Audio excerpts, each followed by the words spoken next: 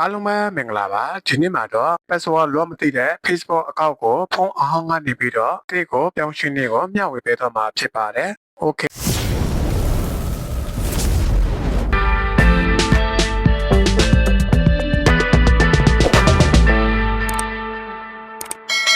ဒါဆိုရင်တော့ကျွန်တော်နဲ့အတူတစ်ခါကြည့်ပါမယ်ကျွန်တော်ကဒီမှာဒီဘက်ဖုန်းအဟောင်းလေးမှာရှိတဲ့ Facebook အကောင့်ကနေပြီးတော့ password လုံးဝမသိတော့ပါဘူးအဲ့ဒါဆိုလို့ရှိရင်အဲ့ဒီ Facebook အကောင့်ကိုဒီဘက်ဖုန်းလေးကိုချိန်ထည့်ပေးမှာဖြစ်ပါတယ်အဲ့ဒါဆိုလို့ရှိရင်ကျွန်တော်တို့ကပထမအဆုံးအနေနဲ့မိမိဖုန်းဟောင်းထဲမှာရှိတဲ့ Facebook အကောင့်ကိုတစ်ခါဝင်ပါမယ်ပြီးရင်တော့ profile ကိုတစ်ခါတွားလိုက်ပါမယ်ပြီးရင်တော့ကျွန်တော်တို့ setting ကိုထပ်တစ်ခါတွားလိုက်ပါဒီလိုမျိုးပေါ်လာပြီဆိုလို့ရှိရင်ဒီအောက်နားလေးမှာရှိတဲ့စေးမိုးဆိုတဲ့အတန်အောင်စာတန်းလေးကိုထပ်တစ်ခါနှိပ်ပေးလိုက်ပါမယ်ပြီးရင်တော့ကျွန်တော်တို့အပေါ်ကိုနည်းနည်းဆွဲတင်ပြီးတော့ personal detail ဆိုတဲ့နေရာလေးကိုထပ်တစ်ခါနှိပ်ပေးပါမယ်โอเคဒါဆိုလို့ရှိရင်ကျွန်တော်တို့မိမိ Facebook အကောင့်မှာချိန်ထားတဲ့ Gmail တွေကိုကြည့်လို့ရပါတယ် Gmail ကိုတစ်ခါကျွန်တော်နှိပ်ပေးပါမယ်ဒီ Gmail လေးကိုမှတ်ပြီးတော့ကျွန်တော်ဒီဘက်ဖုန်းလေးမှာအဲ့ဒီ Gmail အတိုင်းကိုပဲထည့်ကြည့်ပါမယ်လုံးဝ password မသိတဲ့ Facebook အကောင့်ပဲဖြစ်ပါတယ်အောက်မှာ password မသိတာဖြစ်တဲ့အတွက်အောက်မှာ forget password ကိုနှိပ်ပေးပါမယ်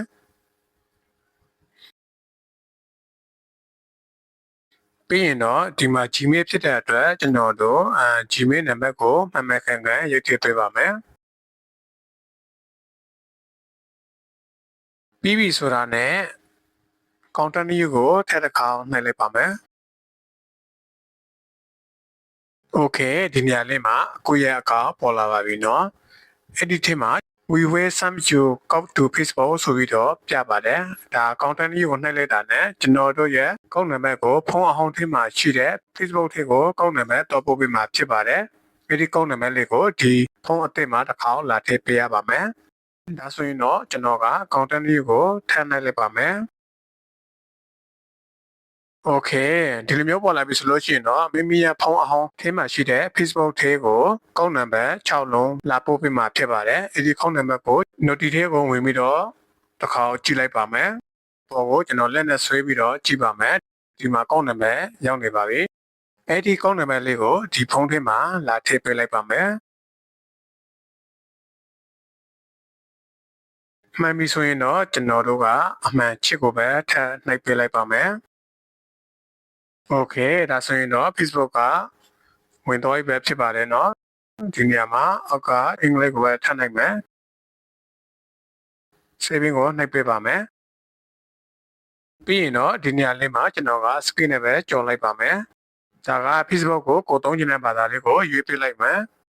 ပြီးရင်တော့အကောင်လုံးကိုပဲကျွန်တော် screen နဲ့ထပ်ကြော်ပေးလိုက်ပါမယ်ဒါဆိုရင်တော့ Facebook ကဖုန်းအသစ်မှာဝင်လို့ရတော့ပဲဖြစ်ပါတယ်ဒါကတော့ password မလိုဘဲနဲ့မိမိရဲ့ Facebook အကောင့်ကိုဖုန်းအသစ်မှာဝင်တဲ့နည်းဖြစ်ပါတယ်အားလုံးကိုကျေးဇူးတင်ပါတယ်